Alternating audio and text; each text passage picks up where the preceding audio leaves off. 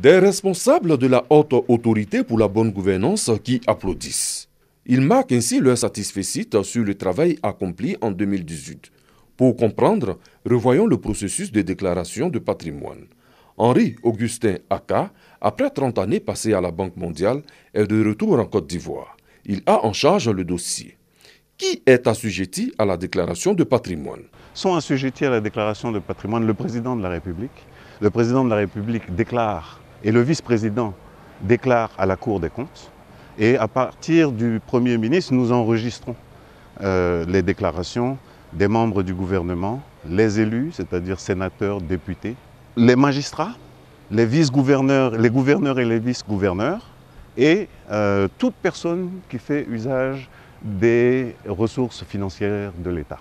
7 grands groupes sont concernés. Les présidents d'institutions, au nombre de 15, 12 ont déclaré leur patrimoine. Les membres du gouvernement, 80 au total, un chiffre qui tient compte des différents remaniements ministériels.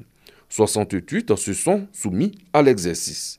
Les membres du Conseil constitutionnel, sur 9, 8 se sont présentés à la haute autorité.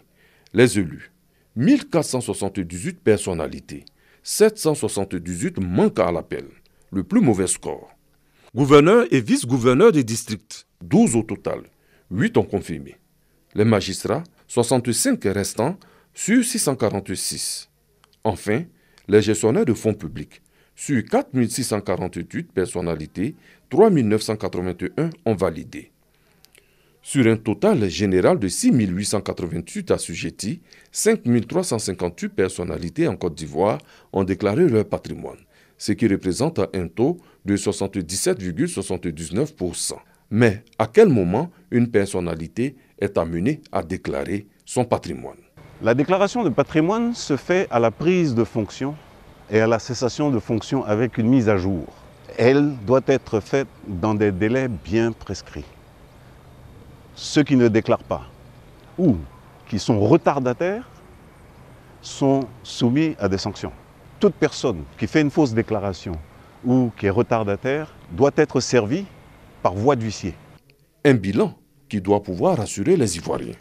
Avec eux, les amis du pays qui y amènent leur argent. La bonne gouvernance est certainement de mise dans le pays.